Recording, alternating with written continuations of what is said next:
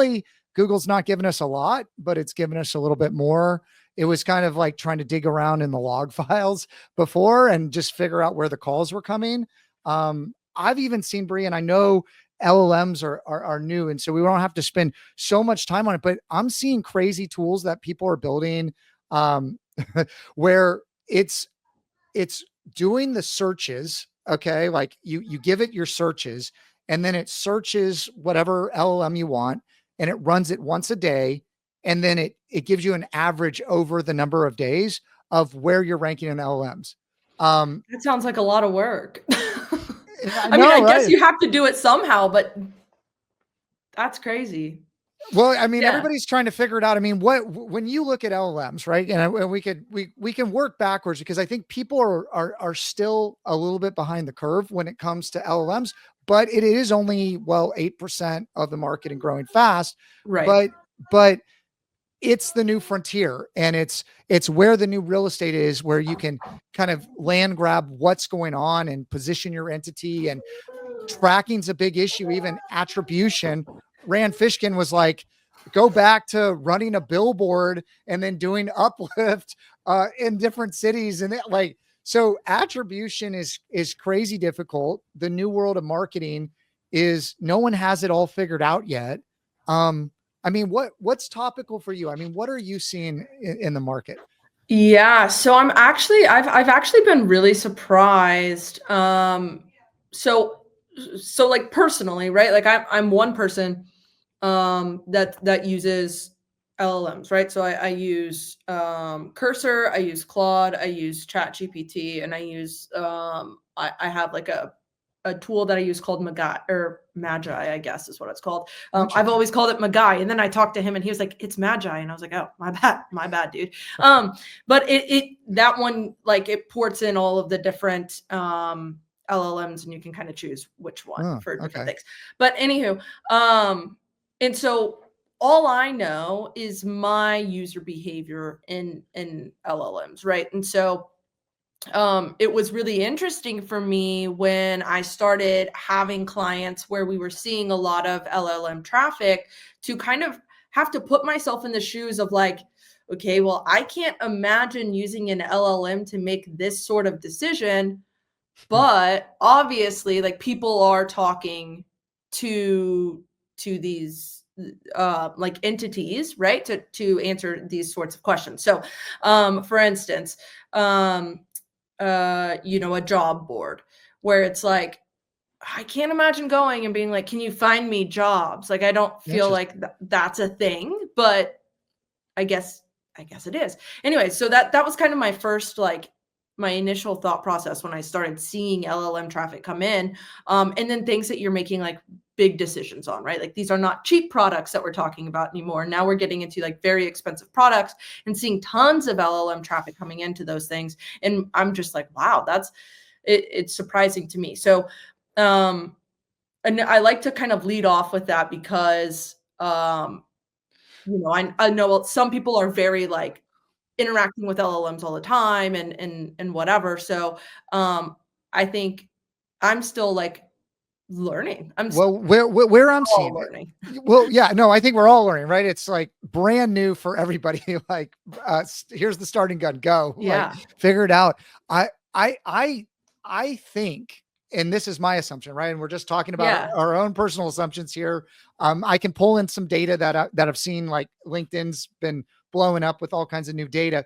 But what I'm seeing is there's a correlation potentially between, how you skip the ads, or 80% of people skip the ads and they went to organic, and they're like, if Google says it's at high in organic, I must trust it, right?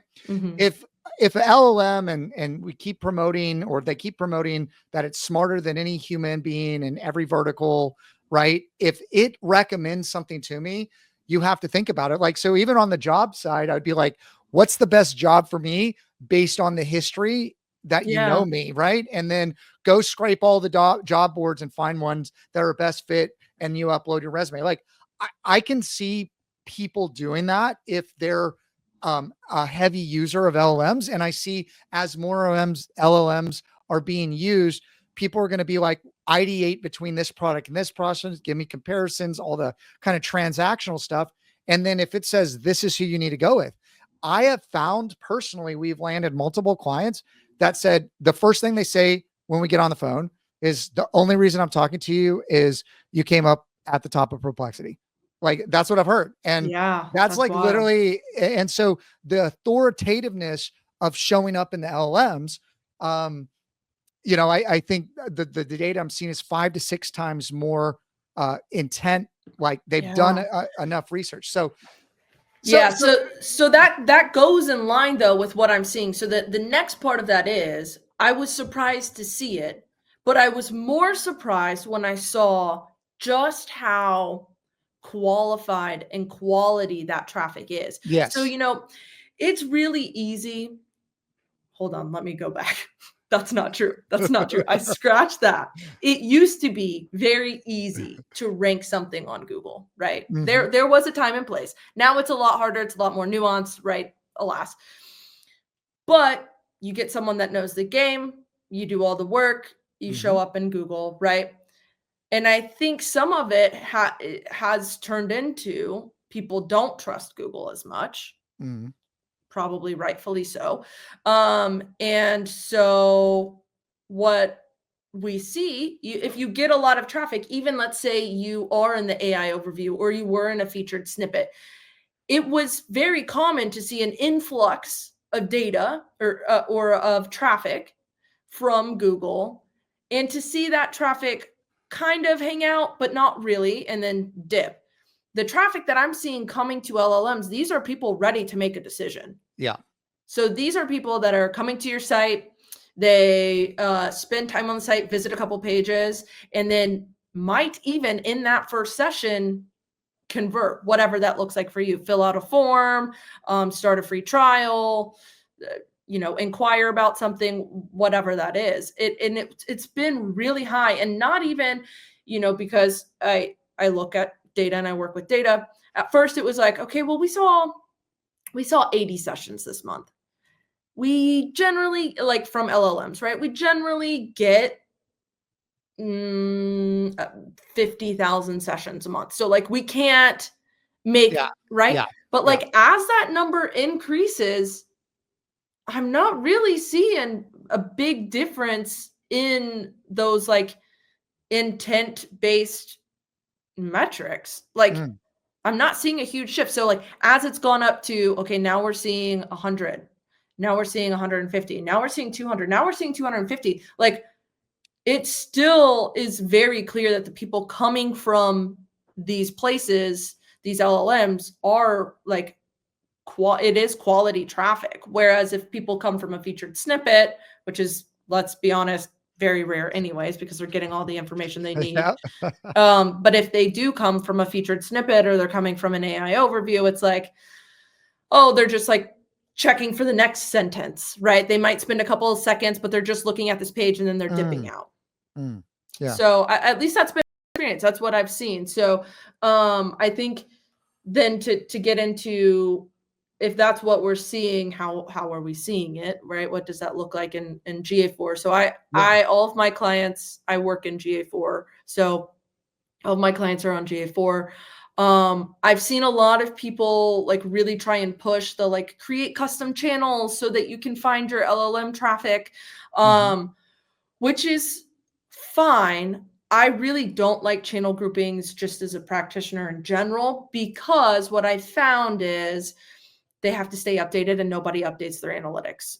So right now it's like, okay, well, if people come from Claude or ChatGPT or Perplexity or Gemini, then we want it in this channel grouping. But then all of a sudden you start, you know, showing up in this other, what's that? There's some sort of, it's like a, I don't know. There are all these little like Grok or something else, like just something else that people that you just weren't thinking of at the time, or like all of a sudden it pops off in your specific niche, right? Like, and then all of a sudden you're missing that, and it could be the most impactful, most intent driven, but because you're looking at the channel groupings and it's like only this stuff says chat or LLM traffic, that we've disregarded everything else. So I try and get all of my clients to work in specifically in using source medium. Okay.